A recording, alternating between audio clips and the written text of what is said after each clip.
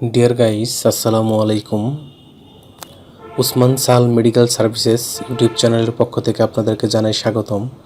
আশা করি আল্লাহর রহমতে আপনারা সবাই ভালো আছেন। বন্ধুগণ, আজকের ভিডিওতে আমি আপনাদের সাথে বিভিন্ন ধরনের চর্মরোগ যেমন দাউদ, একজিমা, অ্যালার্জি, গোপনাঙ্গে চুলকানি ইত্যাদি সমস্যা সমাধানে অত্যন্ত কার্যকর একটি ক্রিম এবং ক্রিমটির নাম, দাম, গ্রুপ বা জেনেরিক নাম, প্রস্তুতকারক কোম্পানির নাম, ব্যবহারের নিয়ম এবং এর সাইড এফেক্টস বা পার্শ্ব প্রতিক্রিয়া সম্পর্কে আলোচনা করব। তবে ভিডিওটি শুরু করার আগে আপনাদের প্রতি অনুরোধ, আপনি যদি আমার চ্যানেলে নতুন হয়ে থাকেন তাহলে অবশ্যই চ্যানেলটি সাবস্ক্রাইব করে লাইক, কমেন্টস এবং শেয়ার করবেন।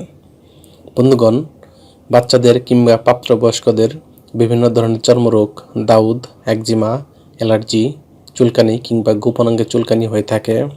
এইসব সমস্যা সমাধানের জন্য আমরা অনেক সময় বিশেষজ্ঞ ডাক্তারের শরণাপন্ন হই এবং বিশেষজ্ঞ ডাক্তারগণ তাদের পরামর্শপত্রে বা প্রেসক্রিপশনে যে ঔষধটির কথা লিখে থাকেন তার নাম হলো ইকোনেট প্লাস ক্রিম। এটির গ্রুপ বা জেনেরিক নাম হলো ইকোনাজল নাইট্রেট এবং ট্রায়ামসিনোলন অ্যাসিটোনাইট। এটির উৎপাদনকারী প্রতিষ্ঠানের নাম হচ্ছে Incepta pharmaceuticals limited. Econate plus cream, যেটি 10 গ্রাম টিউবের, সেটির দাম মাত্র 55 টাকা। এটি ব্যবহারের নিয়ম হচ্ছে বাচ্চাদের ক্ষেত্রে ব্যবহারের ক্ষেত্রে অবশ্যই সতর্কতা অবলম্বন করতে হবে এবং ডাক্তারের পরামর্শ অনুযায়ী ব্যবহার করতে হবে। অর্থাৎ ডাক্তারের পরামর্শ ব্যতীত এই ধরনের ক্রিম বাচ্চাদের ক্ষেত্রে ব্যবহার করা যাবে না। অন্যদিকে প্রাপ্তবয়স্কদের ক্ষেত্রে আক্রান্ত স্থানে বা ত্বকের ক্ষত স্থানে দিনে 2 বার, সকাল 1 বার এবং সন্ধ্যা 1 বার ব্যবহার করতে পারবে অথবা চিকিৎসকের পরামর্শ অনুযায়ী ব্যবহার করতে হবে।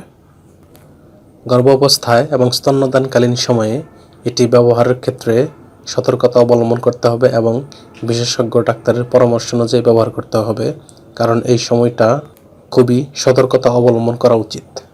এই ক্রিমটি ব্যবহারের পর সামান্য কিছু সাইড এফেক্টস বা পার্শ্ব প্রতিক্রিয়া দেখা দিতে পারে, যেমন সাময়িক জ্বালাতন, চুলকানি, লালতা দেখা দিতে পারে।